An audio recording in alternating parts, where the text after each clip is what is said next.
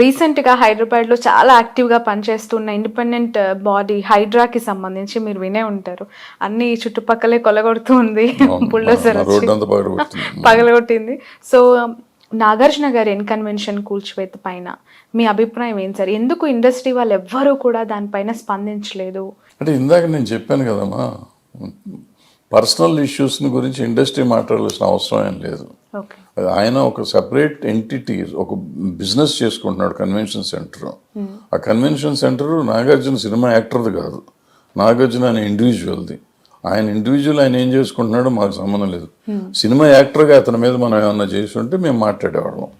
Cinema యాక్టర్గా కాదు చేసింది, ఒక సినిమా అయినా ఏదో వైలేషన్ ఉందని వాళ్ళు చేశారు. ఉందా లేదనేది వాళ్ళు కోర్టులో తెలుసుకోవాలి కదా, మనకు సంబంధం లేదు కదా. మేము వెళ్ళిపోయి మీరు ఏలు పెట్టి అది తప్పో ఒప్పో మాకు తెలియకుండా, మనకి సగం మందికి సగం నాలెడ్జ్ ఉండదు ఇక్కడ ఎవరికి, ఎందుకు వీళ్ళు ఏలు పెడతారు ఎవరన్నా. ఓకే. ఎలా ఉంది సార్ హైదరాబాద్ పందిర్ ఓవరాల్గా మీకు అవగాహన? మంచిదే అది, కానీ ఎప్పుడు ఏంటంటే ఇవాళ హైదరాబాద్లో 50% ఆక్యుపైడ్ ఉంటాయి అన్నీ, లేకపోతే పర్మిషన్ లేనియో ఉంటాయి. సో ఇందులో ఏంటంటే డబ్బు లేని వాళ్ళు చాలామంది ఉంటారు. ఇప్పుడు ఏం సామాన్ అంతా పగలు కొట్టేసి మొత్తం లేపేస్తున్నారు. సో పెద్ద బిల్డింగ్, ఇప్పుడు ఇందాక మీరు ఇది మా ఆయనది చెప్పారు, ఆయన కన్వెన్షన్ అన్నారు, అటువంటి అది 30 కోట్లు 20 కోట్లను పోయితే పోయి ఉండొచ్చు. ఆయన బయట దానికి ఆయన ఎఫర్ట్ చేయగలడు.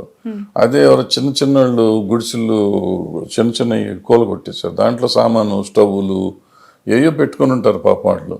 అవన్నీ పోతే వాళ్ళు కొనాలంటే వాళ్ళు ఎంత పడుతుంది టైము. సో వాళ్ళకి రీహాబిలిటేషన్ ఏమైనా చూపించి చేస్తుంది. ఎందుకంటే ఆక్యుపై చేస్తున్నప్పుడు వీళ్ళంతా సైలెంట్గా ఉన్నారు.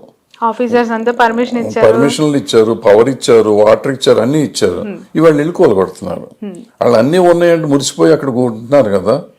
సో వాళ్ళకి మళ్ళీ రీహాబిలిటేషన్ చేసి వాళ్ళని చేసినాక నువ్వు కూలగొడితే బాగుండేది. అది లేకుండా చేయటం అనేది కరెక్ట్ కాదు అది. సో దాంతో కొంచెం ఇబ్బందిగానే ఉంటుంది.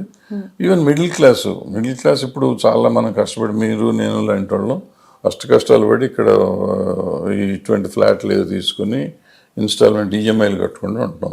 ఇది తప్పని తెలిసి హైడ్రా వచ్చి పట్టక్కుని కొడితే మన బతికేమైపోతుంది, మన లైఫ్ టైం ఎర్నింగ్ అంతా ఇక్కడే పోతుంది కదా. ఇప్పుడు ఆ పెద్దవాళ్ళు అయితే ఇప్పుడు ఫామ్ హౌస్లో, ఆ రోడ్డు మీద కొట్టిన ఫామ్ హౌస్లో వాళ్ళకి ఏం బాదు.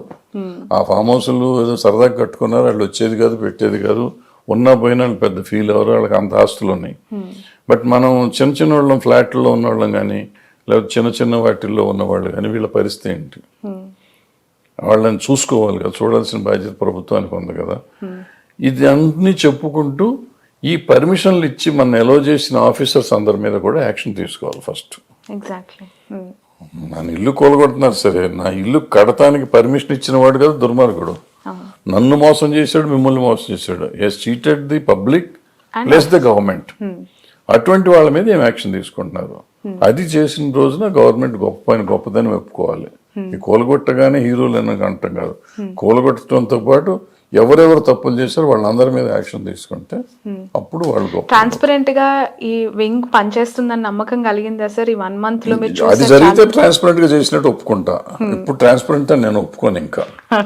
అంటే ట్రాన్స్పరెంటే, పాపం వాళ్ళు చేసేది వాళ్ళు చేస్తారు. ఇప్పుడు వాళ్ళు కూలగొట్టిన నిజంగా తప్పుడు అవి కాదనుకో, మెజారిటీ అయ్యి ఉంటుంది. సో ఇప్పుడు ఎన్కన్వెన్షన్ లాంటి వాళ్ళు అది కాదు అని చెప్తున్నారు, అవును కాదనేది తెలుస్తున్నారు, తర్వాత తెలుస్తుంది. సో ఏంటంటే ఇప్పుడు నాకు వాళ్ళ మీద ఏం చేస్తావు యాక్షన్? ఇప్పుడు ఎన్కన్వెన్షనే ఉంది. ఫర్ ఎగ్జాంపుల్ 2011లో వాళ్ళు ఎవరో కేసు వేశారు, ఎందుకు ఆపలా వీళ్ళు? 14లో కొత్త గవర్నమెంట్ వచ్చినప్పుడు వీళ్ళు కేసు వేశారు, కూలగొట్టేస్తాను బెదిరించారు. అప్పుడు అక్కడ కూడా బుల్డోజర్లు వెళ్ళి చేయలేదు, ఎందుకు చేయలేదు? సో అప్పుడు ఉన్న ఆఫీసర్ల మీద ఏం తీసుకోవాలా? అంతకుముందు 2011లో పెట్టిన దాని మీద ఏం తీసుకోవాలా? కోర్టు కేసు ఉంటే అసలు వీళ్ళు ఎందుకు ఎగరగొట్టారు? మరి వీళ్ళు ఇప్పుడు చేయగలిగినప్పుడు 2014లో వాళ్ళు ఎందుకు చేయాలి? గవర్నమెంట్ 2011లో ఆ గవర్నమెంట్ ఎందుకు చేయలేదు? ఇదే కోర్టు ఆర్డర్ని కాదని చెప్పి వీళ్ళు చేసినప్పుడు, అప్పుడు కోర్టు ఆర్డర్ని కాదని వాళ్ళు చేసి ఉండొచ్చు కదా, ఎందుకు చేయలే?